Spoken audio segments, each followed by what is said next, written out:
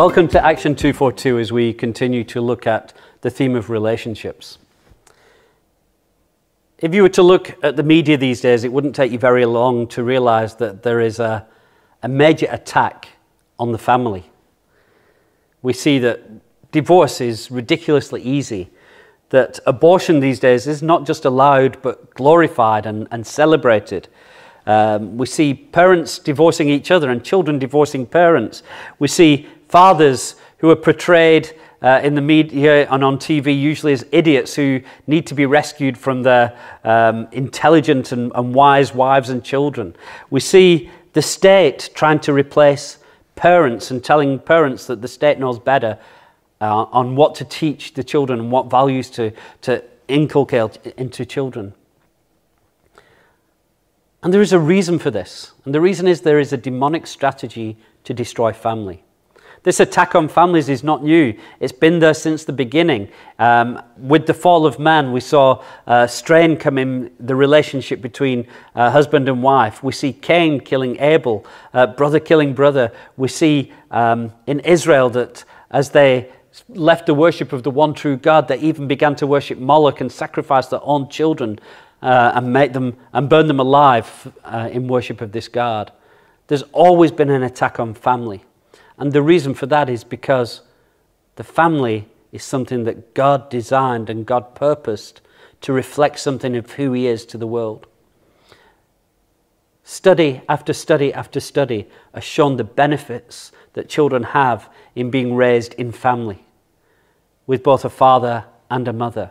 And whilst I know many wonderful single moms, I think everyone would accept that there must be a benefit from having a father and a mother, the way that God ordained and the way that God designed. Study after study confirms this.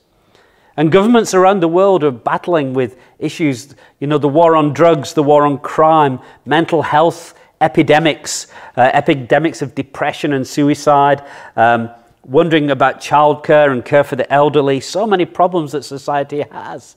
And these problems have been exacerbated because there has been a massive breakdown in family. And family essentially is the basic building block of community and of society. We as followers of Jesus Christ need to be those who protect families, celebrate family, and help families. We need to help husbands and wives have healthy marriages. We need to help mums and dads be good parents. We need to help children grow up to respect and honor their parents.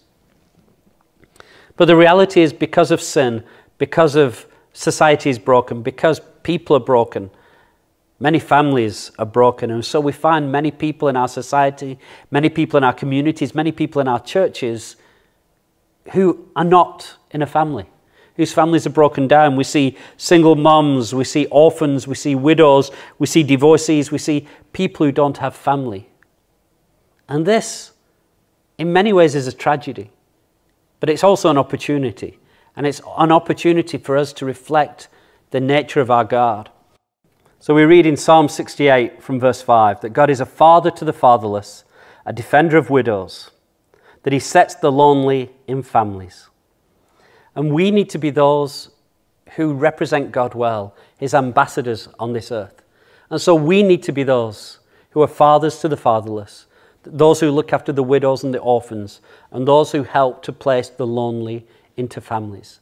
And that's what our churches need to be, families, not clubs, not societies, families where everybody feels loved, accepted, and has a part to play.